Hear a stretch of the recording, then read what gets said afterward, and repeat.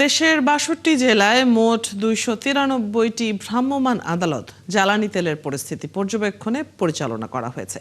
জ্বালানি সরবরাহ স্বাভাবিক রাখা এবং অনিয়ম প্রতিরোধে ঢাকা ও আশেপাশের এলাকায় এই অভিযান চলবে। এসব অভিযানে ৭৮টি মামলা দায়ের এবং সর্বমোট ৩,১৫,৫৫০ টাকা অর্থদণ্ড করা হয়েছে। এছাড়া জ্বালানি বিভাগের নির্বাহী ম্যাজিস্ট্রেটরা ঢাকার বিভিন্ন স্থানে প্রতিদিন ভ্রাম্যমাণ আদালত পরিচালনা করছেন। কোথাও অনিয়ম দেখলে ভিজিল্যান্স টিমের নির্ধারিত নম্বরে যোগাযোগ করার জন্য সংশ্লিষ্টদের অনুরোধ জানানো হয়েছে।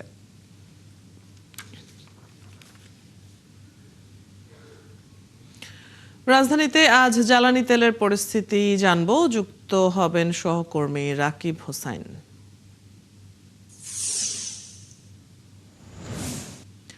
রাকিব, আপনি এখন কোথায় আছেন এবং সেখানে জ্বালানি পাম্পে আজকের পরিস্থিতি কেমন দেখছেন? গ্রাহক এবং পাম্প মালিকদের প্রতিক্রিয়াও জানাবেন।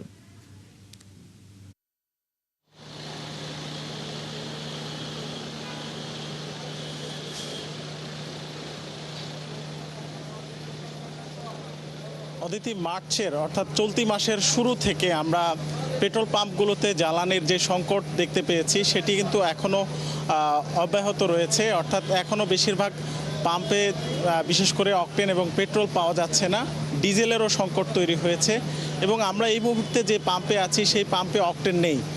কিছুক্ষণ আগে একটি গাড়ি এসেছে, আপনি দেখতে পাচ্ছেন আমার পেছনে, এটি নারায়ণগঞ্জের ডিপো থেকে 18,000 লিটার ডিজেল নিয়ে এসেছে। এবং আপনি দেখতে পাচ্ছেন এখানে অনেক লম্বা একটা লাইন রয়েছে দূরপাল্লার গণপরিবহনের। আমাদের সামনে এখন যে গণপরিবহনটি আছে এটি হচ্ছে ঢাকা নেত্রকোনা ঢাকার একটি বাস।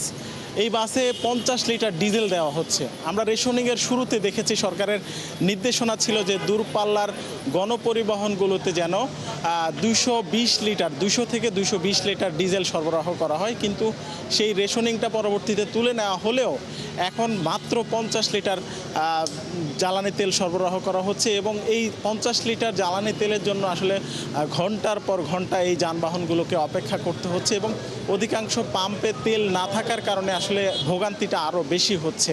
তো আপনি যেটি শুরুতে বলছিলেন যে আসলে জ্বালানি খনিজ সম্পদ ও জ্বালানি বিভাগের সবশেষ যে তথ্য আমাদের কাছে আছে, আসলে সরকারের পক্ষ থেকে অনেকগুলো ভিজিলেন্স টিম গঠন করা হয়ে সারা বাংলাদেশে আসলে জ্বালানির সরবরাহ এবং মজুদ পরিস্থিতি নিয়ন্ত্রণের চেষ্টা চালাচ্ছে সরকার। এবং কোথাও কোনো অবৈধভাবে মজুদদারি হচ্ছে কিনা সেটা নিয়ে কিন্তু অভিযান চলছে। আমাদের কাছে সবশেষ যে তথ্য আছে, গতকালকে পর্যন্ত ৭৮টি মামলা হয়েছে জ্বালানি পরিস্থিতির নিয়ে যে মোবাইল কোর্ট পরিচালনা হয় সেখানে, এবং 3,15,000 টাকার মতো জরিমানা আদায় করা হয়েছে এইসব মজুদদারি এবং নানা অনিয়মের কারণে। তো আসলে এইটা যেমন চলমান রয়েছে, তেমনি কিন্তু সরকারের পক্ষ থেকে জ্বালানির যে চাহিদা সেটি পূরণ করার জন্য বিকল্প উৎস থেকে আমদানির চেষ্টাও চলছে। আমরা গত বৃহস্পতিবার মন্ত্রিসভা কমিটির সবশেষ বৈঠকে আমরা দেখেছি যে সেখানে জরুরি ভিত্তিতে 3 লাখ টন ডিজেল আমদানির জন্য সরকার অনুমোদন দিয়েছে। এবং সেটি আমদানি আর অনুমোদন পাওয়ার পর আসলে সেটি কবে নাগাদ বাংলাদেশে আসে সেটার জন্য একটা সময়ের দরকার আছে। রাকিব, আপনার কাছ থেকে আমরা জানছিলাম এখনকার পরিস্থিতি এবং সার্বিকভাবে আপনি যে পরিস্থিতি দেখছেন তার বর্ণনা করছিলেন। ধন্যবাদ যুক্ত হবার জন্য। দর্শক, সহকর্মী রাকিব হোসাইন আমাদের সাথে যুক্ত ছিলেন জ্বালানি তেলের খবর নিয়ে।